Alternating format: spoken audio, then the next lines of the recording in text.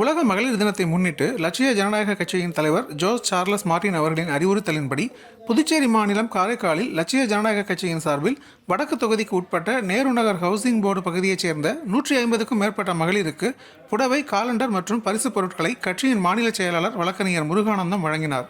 இந்நிகழ்ச்சியில் கலந்து கொண்ட காரைக்கால் மாவட்ட லட்சிய ஜனநாயக கட்சியின் மகளிரணி தலைவி டாக்டர் ஆனந்தி சந்திரன் பேசுகையில், லட்சிய ஜனநாயக கட்சியின் பெயருக்கு ஏற்றாற்போல பெண்களின் லட்சியத்தில் வெற்றி பெற பல்வேறு திட்டங்களை தலைவர் ஜோஸ் சார்லஸ் மார்டின் அவர்கள் அறிவித்திருக்கிறார். பெண்களின் பாதுகாப்பை பலப்படுத்த சிறப்பு திட்டங்களை தேர்தல் வாக்குறுதிகளாக புத்தகமாக அச்சிட்டு வழங்கியுள்ளார். ஜேசிஎம்மின் வாக்குறுதிகள் அனைத்தும் மகளிருக்கு பொருந்தக்கூடியவை, இதில் மாற்று கருத்தே கிடையாது எனவும், நம் குடும்பத்தில் ஒரு பிள்ளையாக வலம் வரக்கூடிய நமது சகோதரர் தலைவர் ஜோஸ் சார்லஸ் மார்டின் அவர்களுக்கு பெண்களாகிய நாம் அனைவரும் ஒத்துழைப்பு அளிக்க வேண்டும் என கேட்டுக்கொண்டார்.